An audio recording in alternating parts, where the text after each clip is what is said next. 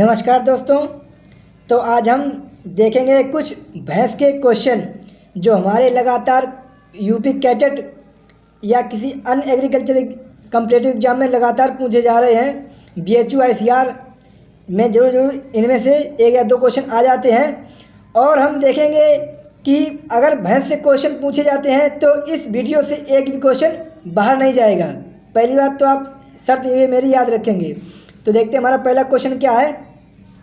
भारतीय भैंस का वैज्ञानिक नाम क्या है? बुफेलस बुवेलस।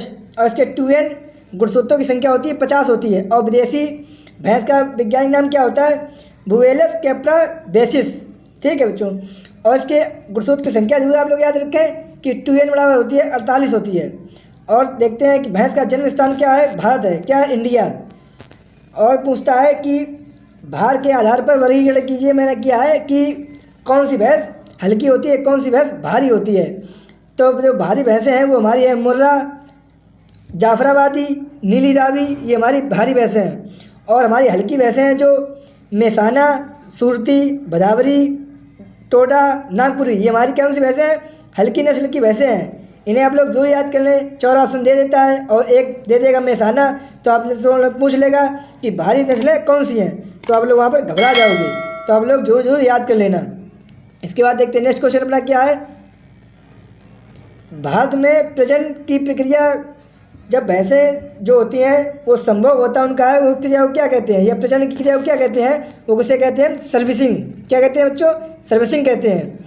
और भैंस के मध्यकाल कितने समय का होता है? वो होता है हमारा 12 घंटे से 36 घंटे का होता है मध्यकाल चक्र समय, सॉरी।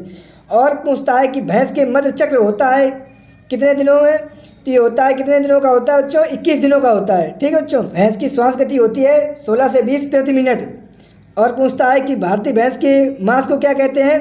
कहते हैं बीफ। विदेशी भैंस के मांस को क्या कहते हैं? केरा बीफ कहते हैं बच्चों। भैंस के आवास को क्या कहते हैं? शेड कहते हैं, शेड। और भैंस के समूह को क्या कहते हैं बच्चों? हार्ड कहते हैं। क्या? हार्ड। याद रखना बच्चों, एक एक क्वेश्चन इससे बाहर नहीं जाएगा, मैं वादा करता हूँ। और इसके बाद देखते हैं नेक्स्ट क्वेश्चन हमारा क्या है। भैंस में प्रथम ब्यात की आयु है। जो प्रथम ब्यात की आयु होती है 3-4 वर्ष से में भैंस प्रथम ब्यात में ब्याह जाती है। और इसके अगर माह पूछता है 36 से 42 माह आपको टिक करना होगा। और पूछता है केंद्रीय भैंस अनुसंधान संस्थान स्थित है कहाँ पर है? तो आपको लगाना होगा हिसार और हरियाणा। हिसार में, हरियाणा में ही हिसार पड़ता है, वहाँ पर है।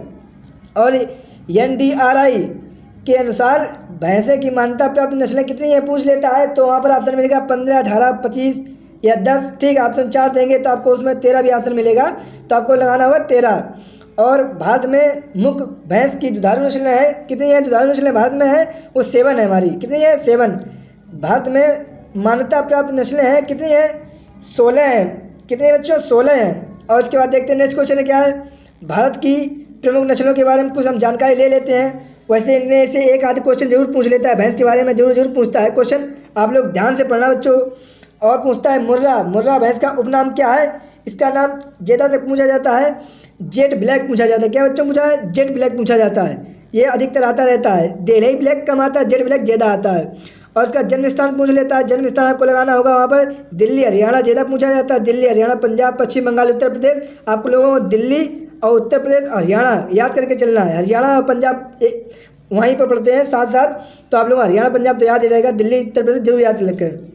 इसके बाद देखते हैं दुग्ध बहुत कम मात्रा में पूछा जाता है। किसी भैंस का दुग्ध नहीं पूछा जाता है, ना अभी तक पूछा गया है। एक पहले साल भले ही पूछा गया, 2010 से पहले भले ही पूछा जाता हो, वो मुझे पता भी नहीं है। और देखते हैं इसकी विशेषताएँ क्या होती हैं। विशेषताएँ होती हैं सींग जलेबी के आकार के होते हैं। सींग किसके आकार? जलेबी के आकार के होते हैं। भैंस की सबसे अच्छी दुधारू नस्ल है। और पशुओं में सबसे, अगर दुधारू पशुओं में देखिए सबसे भारी नस्ल कौन सी हमारी है? मुर्रा नस्ल है। मुर्रा नस्ल है। तो ये आपको याद रखना होगा इतना पॉइंट। दुधारू पशुओं में सबसे भारी नस्ल है कौन सी हमारी? मुर्रा है बच्चों, मुर्रा है। इतना आपको लिखना होगा। और बसा सबसे ज़्यादा पाई जाती है। बसा कितनी पाई जाती है? 7% पाई जाती है। बसा कितनी पाई जाती है? 7% पाई जाती है। इसके बाद देखते हैं नेक्स्ट क्वेश्चन हमारे क्या है। नीली रावी का उपनाम क्या है? उपनाम इसका है पंच कल्याणी। क्या बच्चों? पंच कल्याणी। आप लोगों को याद रखना है इसका नाम क्या है? पंच कल्याणी। आपको बच्चों याद रखना है। और इसके बाद देखते हैं इसका जन्म स्थान कहाँ है? पंजाब, फिरोजपुर। आपको पंजाब याद रखना होगा। और दुग्ध मैंने कहा आपसे पूछा नहीं जाता, बट आप लोग लिखना चाहते हैं तो लिख सकते हैं 15 से 1600 लीटर दूध उत्पादन होता है। और इसकी विशेषता होती है भैंस की आँख सफ़ेद रंग की होती है, जिसे हम बाल आइज कहते हैं। क्या कहते हैं बच्चों? बाल आइज कहते हैं। और इसके बाद ये टांगों के नीचे जो पूंछ के नीचे सफ़ेद रंग होता है, ये आपको पूछा नहीं जाता। ठीक है, मैं इंपॉर्टेंट क्वेश्चन आपको बताना चाहता हूँ और वही क्वेश्चन फंसेंगे। ठीक है, तो देखिए नेक्स्ट क्वेश्चन हमारा क्या है।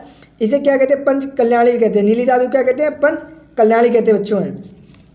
और उसके बाद देखते हैं जाफराबादी में भैंस की जो नस्ल है जाफराबादी, इसे कहते हैं मिनी एलिफेंट कहते हैं, छोटा हाथी भी कहते हैं इसे। ये आपको question very most important question है, ये काफ़ी बार पूछा भी गया है कैटेट में। और इसके बाद देखते हैं इसका जन्म स्थान गुजरात काठियावाड़। प्रत्येक भैंस के नस्लों का जन्म स्थान आपको याद रखना होगा और उसका उपनाम याद रखना होगा। फिर इसके बाद बस यही वेरी इंपॉर्टेंट है। इसके बाद देखते हैं उसकी कुछ विशेषताएं होती हैं, जैसे जाफराबादी में गलकंबल या अयनपूर्ण विकसित होते हैं। अगर पूछा है गलकंबल या अयनपूर्ण विकसित किस नस्ल में होते हैं तो आपको लगाना होगा जाफराबादी में। इसके बाद देखते हैं भैंस की सबसे भारी नस्ल है। भैंसों की अगर देखी जाए सबसे भारी नस्ल कौन सी हमारी है? ये हमारी जाफराबादी है। इसे मिनी एलिफेंट तो कहते हैं, यह तुमको बता ही दिया था। और इसके बाद देखते हैं भदावरी नस्ल। भदावरी नस्ल है जिसमें सबसे ज़्यादा अगर बसा पाई जाती है, किसमें पाई जाती है बच्चों? भदावरी नस्ल में। और ये पाई कहाँ जाती है? जन्म स्थान कहाँ है? आगरा है बच्चों। इसके बाद देखते हैं सबसे भैंस की सबसे हल्की नस्ल है। ये देखो बच्चों, वो भारी थी हमारी जाफराबादी और ये हमारी क्या है? सबसे हल्की नस्ल है। इसके बाद देखते हैं सबसे अधिक बसा पाई जाती है बच्चों। और इसका आकार आपको पता ही होगा, तिकोना आकार होता है और शरीर का तिकोना आकार होता है। और बालों का रंग कैसा होता है? तांबे जैसा होता है बच्चों, तांबे जैसा होता है। ये भी आपको मोस्ट इंपॉर्टेंट क्वेश्चन है और मैं बताता जाता हूँ।